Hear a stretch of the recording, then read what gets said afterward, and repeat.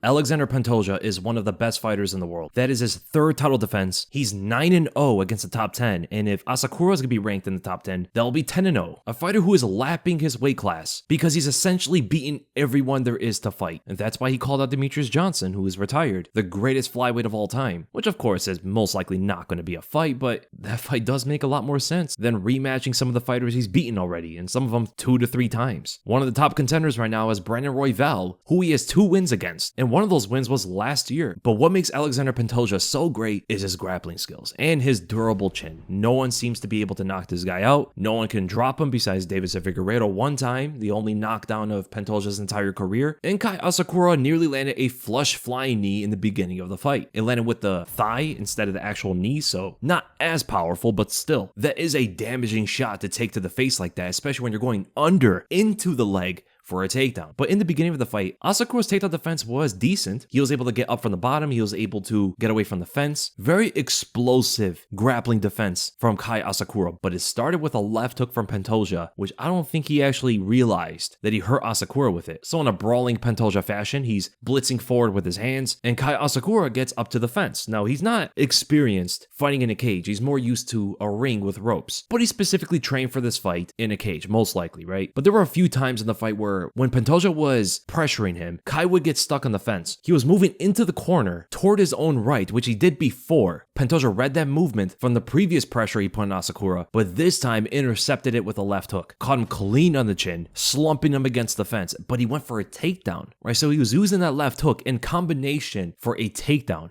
which is of course his game plan to beat Asakura with. Get this guy to the ground and submit him. I don't think he knew that he hurt Asakura with that punch and could have potentially tried to go for a finish right from there, using his strikes instead of his grappling. But regardless, he went for a takedown and got it pretty easily, but then eventually Asakura was able to get up and push Pantoja up against the fence, but then he strangely fell backwards. The camera angle's not great. It's very easy to miss why Asakura tripped backwards when he tried to disengage away from the clinch, because he doesn't want to be grappling with Pantoja at all. He wants to be at distance striking with him, but he fell backwards. Notice right here in this position, Alexandre Pantoja's right leg. Look how it's up in between him and Asakura, creating separation. He's also pulling down on Asakura's head, controlling his posture. You would think that Asakura is in complete control because he has Pantoja up against the fence, but Pantoja has a lot of control in this position as well. So when Asakura tries to pull away and disengage, Pantoja pulls down his head and with that right leg, trips Asakura's leg out, causing him to fall to the ground. And that's how he's able to get on top of him. Very fast technique there from Alexandre Pantoja. And then while he's on top, he shows his strength. Kai Asakura has a right overhook on the left side of Alexandre Pantoja. That's why they were like tangled on the ground and it looked like Pantoja tried to pull his arm out. He actually lifted Asakura off the ground. Not only did he display that strength, but he's looking physically bigger in his fights now. Pantoja is very strong, picking Asakura up the ground like that, but it did allow Asakura to get back up to his feet. He brings his leg out and pushes Pantoja away, taunting the champion to stay standing with him. Don't go to the ground. Let's keep this standing. Let's strike. And funny enough, it actually works. Pantoja doesn't shoot a takedown for a while after this taunt, but still does very well against the striker. Because notice something about Pantoja's stance. It resembles a lot more of a Muay Thai fighter. He focuses training camp a lot on kicks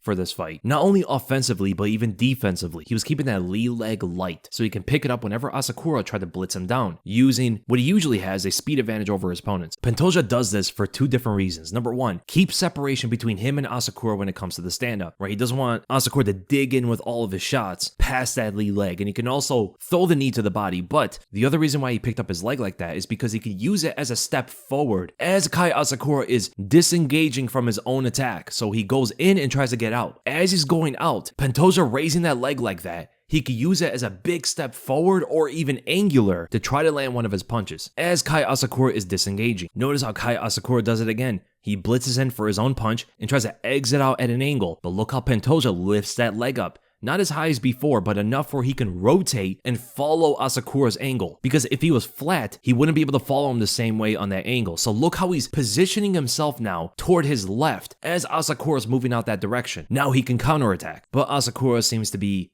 too fast to land shots like that. Pantoja has the right idea. He knows how to not lose Kai Asakura when it comes to the initial angle, but following up on his shots, he needs Kai closer to the fence. There's too much space for Kai to move around. And look at the toughness of Alexandre Pantoja. So Asakura throws a right hand as a fake to rise Pantoja's hands up above. See how the elbows are separating away from his body? That's the opening that Asakura wanted. And as Pantoja tried to counterpunch, Asakura lands a flush knee to the body. Look how powerful that knee lands. A shot like that could crumble any fighter, but doesn't do a thing to Pantoja. He just keeps moving forward. What is this guy made out of? Then Pantoja started to throw the oblique kick at the knee to hyperextend it and stop Asakura from moving forward. This also caused Asakura to move backwards, not just stopping him from attacking. It made him defensive, because you could see for most of the fight that the fight was somewhere in the center of the cage. As soon as Pantoja starts throwing those oblique kicks, Asakura is moving backwards and he's close to the fence now, because there are moments where he does hyperextend the knee, kicking it backwards as Asakura is trying to find a way to attack forward.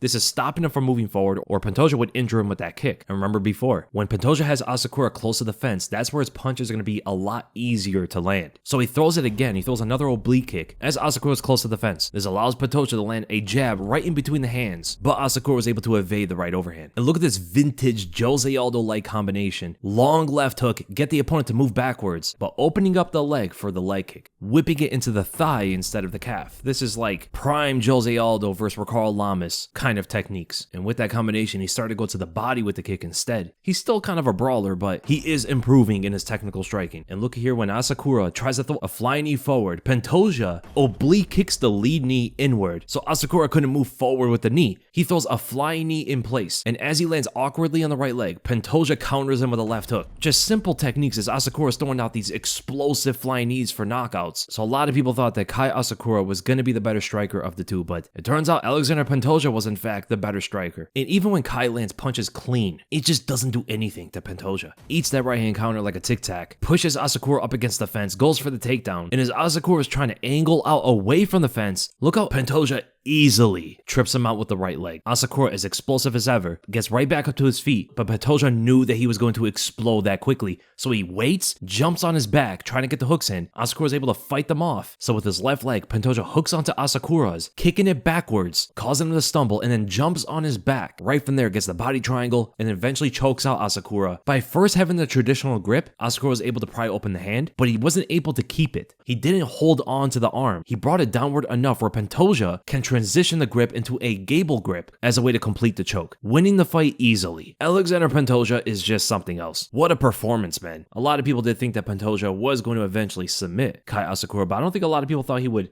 outstrike him as well. It just goes to show you that the champion is only getting better. And shout out to Kai Asakura. He tried to get the knockout, he tried to win the fight, and he lost to one of the greatest flyweights of all time. And hopefully he can bounce back with a big win in the UFC's flyweight division. I can imagine he'll be ranked somewhere in the top 10, and a great fight for him would be Steve Erceg. As for Alexandre Pantoja, who does he fight? He wanted to fight Demetrius Johnson. Realistically, he might fight Kai Kara-France or Brandon Royval. It's one of them two. And the crazy thing is, all of the next title challengers are guys he already beat. Moreno he beat 3 times, Royval he beat twice, France he beat once in the Ultimate Fighter, so I guess that would be the next title challenger. It looks like Pantoja is the next dominant force in the UFC, and eventually he's gonna have to go up to bantamweight, maybe fight Merab or Umar or whoever has the belt. I don't think he beats any of those guys, but or he could just keep defending his belt, try to get 11 title defenses or something, right? That would have to be the goal. So amazing performance by Alexandre Pantoja, and I hope you guys enjoyed the breakdown. If you guys did, make sure to give it a like, make sure to subscribe, hit the bell for notifications, and I'll see you guys in the next video.